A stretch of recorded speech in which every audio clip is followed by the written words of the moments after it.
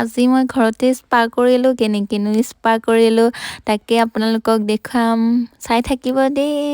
এয়া মোৰ বৌভাগৰ ভণ্টি, মানে মোৰ ভণ্টিয়ে আৰু তাইক ধুনীয়াকৈ মই চুলি ধুৱাই ল'লোঁ। চুলি ধোৱাৰ পাছত ক্ৰীম লগালোঁ, ক্ৰীম লগাই মই মালিচ কৰিলোঁ।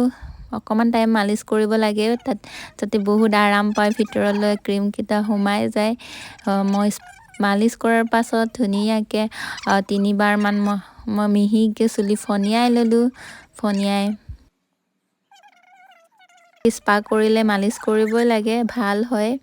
মই আজি ষ্ট্ৰিক্সৰ স্পা ইউজ কৰিলোঁ, আপোনালোকেও ইউজ কৰি চাব পাৰে, বহুত ভাল হয়। ইয়াতে ষ্ট্ৰীম লগাব লাগিছিলে, একচুৱেলি মোৰ ষ্ট্ৰীমটো নাছিলে যিহেতু, সেইকাৰণে মই ষ্ট্ৰীম নলগালোঁ আৰু ভণ্টিকো স্পা কৰি দিলোঁ। ভিডিঅ' কৰা নহ'ল ভণ্টিৰটো, যিহেতু আমাৰ ভোক লাগিলে, আমাৰ তিনিওজনীৰে ভোক লাগিলে, কি খাম ভাবিলোঁ। তাৰপাছত মই আকৌ ভণ্টিক আলু বইল কৰিব দিলোঁ কুকাৰত। আলু বইল কৰি হোৱাৰ পাছত মই আলুখিনি ধুনীয়াকৈ বাকলি গুচাই পিটিকি ল'লোঁ। আলু পিটিকাত বিশেষ একো লগোৱা নাই, নৰসিংহ পাত আৰু পিঁয়াজ লগাইছিলোঁ, সেইটো লগাই মই ধুনীয়াকৈ পিটিকি ল'লোঁ। পিটিকি হোৱাৰ পাছত মই মিঠাতেলেৰে, ঘৰৰ মিঠাতেল আছিলে সেইটোৱে দিয়ে মই ভাজি ল'লোঁ। একচুৱেলি ইয়াতে বাটাৰ দিব লাগে, কিন্তু আমাৰ যিহেতু বাটাৰ আনি থোৱা নাছিলে, ত' সেইকাৰণে মিঠাতেল লগাই দিলোঁ। আৰু মই মোৰ ষ্টাইলত বনালোঁ চিম্পুলকৈ। আপোনালোকে কেনেকৈ বনাই কমেণ্ট কৰি জনাবচোন।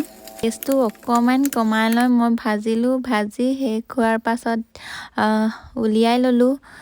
বেছি ভাজিব নালাগে, যিহেতু বইল কৰা আছে, তো অকণমান ভাজিলেই হৈ গ'ল। তাৰপিছত উলিয়াই ল'লোঁ। উলিয়াই লৈ মই সৰু সৰুকৈ কাটি থোৱা ব্ৰেড কেইটাত মই আলু ভাজি থোৱাখিনি অকণমান লগালোঁ। তাতে ফাৰ্ষ্ট মই মিয়নিজ লগাই ল'লোঁ। মিয়নিজ লগাই ওপৰত আলুখিনি, ভাজি থোৱা আলুখিনি অকণমানকৈ দি দিলোঁ। দি হোৱাৰ পাছত আৰু এটা ব্ৰেড লৈ মই ডাবল কৰি ল'লোঁ। আমাৰ আকৌ পাকঘৰটো চাংঘৰহে দেই, মিচিং মানুহ যিহেতু চাংঘৰটো থাকিবই। ব্ৰেড এটা বেছি হৈছিলে, সেইটোকে মই দুভাগ কৰি ল'লোঁ। মোৰ আজি আকৌ পেটে কি হ'ল, খাওঁ খাওঁকৈ আছেই নহয়। ইমানেই ভোক লাগিছে মোৰ, আকৌ হাতটোৱে সিমানেই লাহে লাহে কৰিছে।